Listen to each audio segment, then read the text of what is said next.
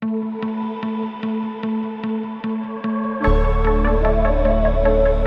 there, this is Daniel with the Gyro Group at Keller Williams Realty, and I'm going to just talk to you about real estate investments.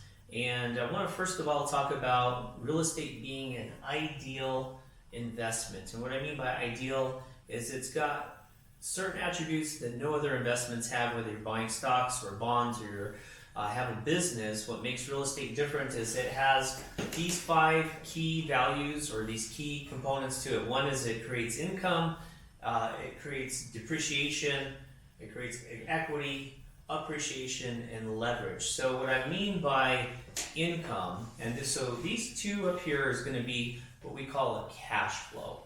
So a cash flow is when you have all of your income coming in after your expenses, whatever that profit margin is, that's going to be your cash flow.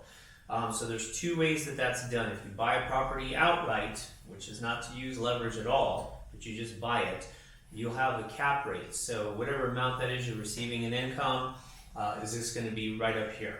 And you still depreciate the property out, but you're just using all of your money to do that. So with the income, the other thing is going to be cash on cash, is where you do use somebody else's money. Typically that's going to be a mortgage company, or you're going to pull equity out of other properties to finance a deal. But whatever your income is after expenses, that's going to be cash flow for you. So real estate has that. It has income that comes into, but it's passive. And what I mean by passive is you're not actively going out and creating that money. Meaning when you go to work, you do your time, it's probably the right term, you put in your time, at the end of the week they pay you for what you have done. Unlike with passive income, you've made an investment, the investment is doing the work for you, now it's passive. And so there are some definite benefits to that. One is you're making money without having to work for it, but it's taxed differently and has a lot better benefits to it. But that's for a different time. The next thing is depreciation. When you purchase a home as an investment property, the government allows you to depreciate that property out as an asset. So what it is it's using up its useful life. Now it doesn't mean that the house is no longer worth anything. For a home, a single family home, they give you 27 and a half years to depreciate the property. So 27 and a half years, the house just doesn't disappear.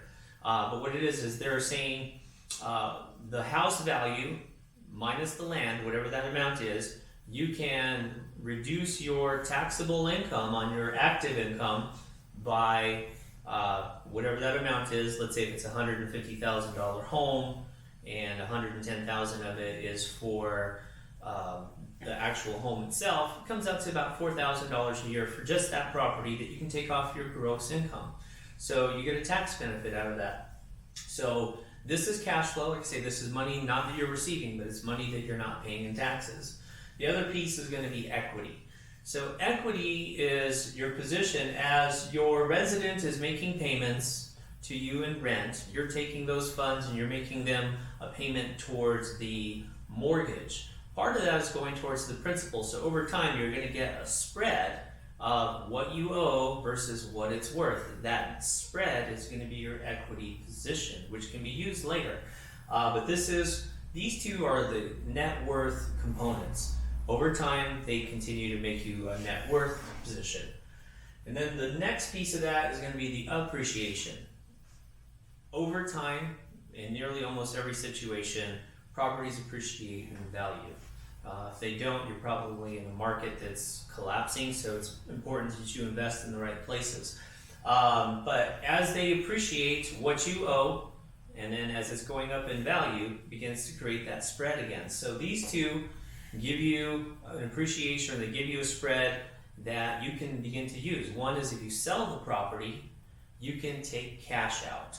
Or if you want to refinance the property, you can use that money to probably go buy another house. So this is leverage, where you're using money that you didn't initially have to leverage to purchase another. So real estate is probably the only one of those investments when you look at stocks, bonds, owning a business.